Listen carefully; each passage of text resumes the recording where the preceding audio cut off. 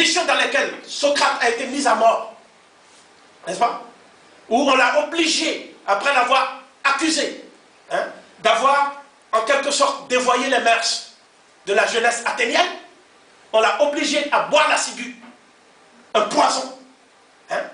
Eh bien, le dialogue dit que, avant de mourir, Socrate a sollicité une ultime faveur. Et cette faveur consistait effectivement à ce qu'on lui donne, on lui offre un sacrifice, hein, un coq, à qui on va donner de l'eau. Hein, donner de l'eau au coq. Et selon les rites de Thoth, les rites égyptiens de Thoth, d'accord, ce coq sera sacrifié avant que lui ne meure. D'accord? Alors on dit à Socrate, mais tu veux ce sacrifice en l'honneur de qui? Il n'a pas cité des Grecs ou des héros grecs. Il a cité Imhotep Asclépios. C'est le nom qui a été attribué par l'Antiquité grecque à Imhotep.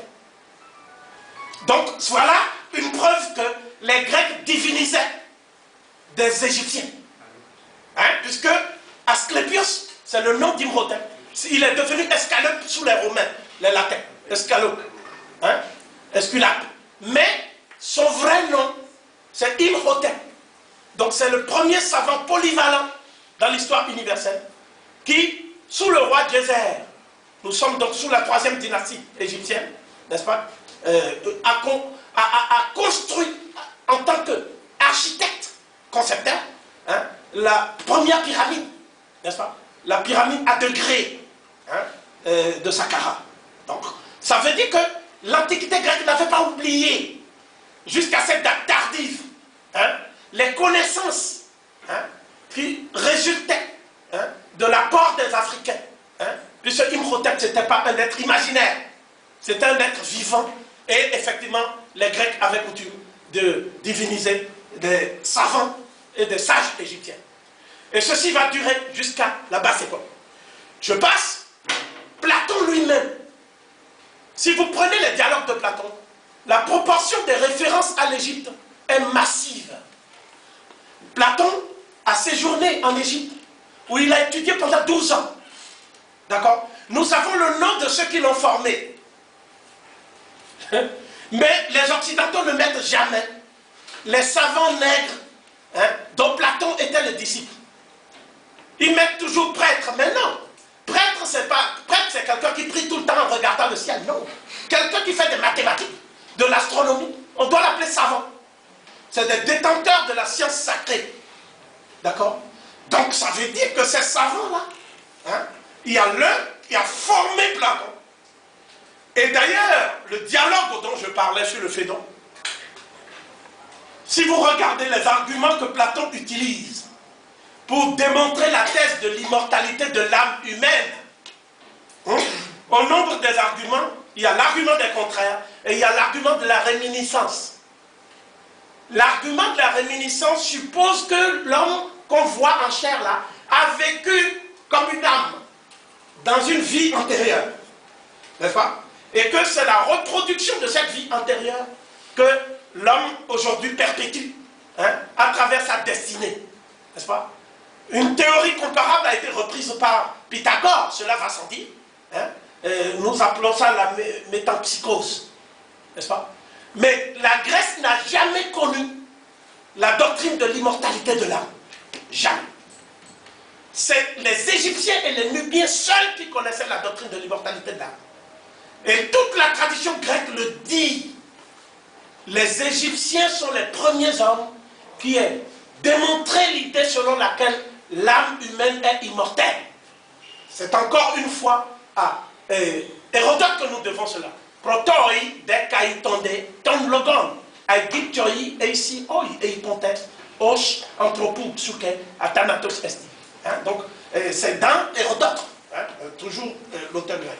Ça veut dire que, et ce sera ma conclusion, toute la philosophie grecque, que ce soit l'éthique, que ce soit la métaphysique, que ce soit la logique, que ce soit tous les éléments de civilisation que vous avez, qu'on accumule. Mais en fait, qu'est-ce que les Grecs ont fait?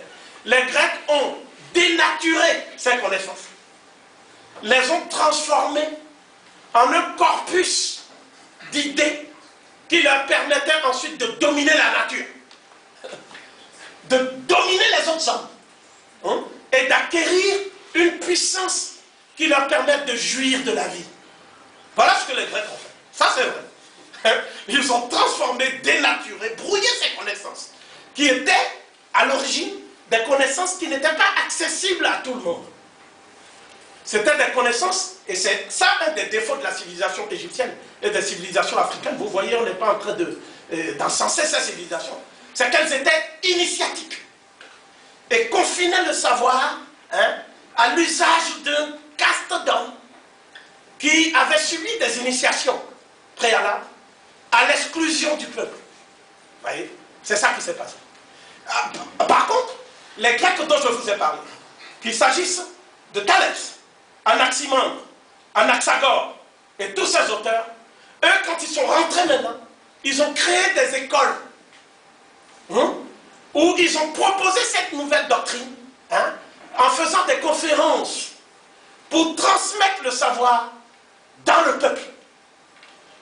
Ce qui a abouti à un phénomène, si vous voulez, presque de banalisation des connaissances, mais un usage efficient, hein, pour pouvoir transformer la nature. Et tout cela aboutit à la technique, hein, l'art d'instrumentaliser pour pouvoir dominer la nature.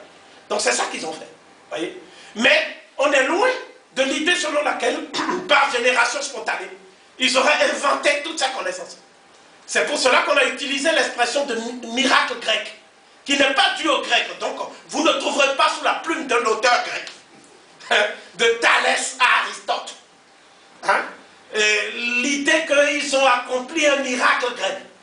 L'expression miracle grec a été empruntée à Renan, un auteur contemporain, quasiment, dans un texte qui s'appelle Prière sous l'acropole. C'est là où il parle de miracle grec, mais dans un contexte romantique.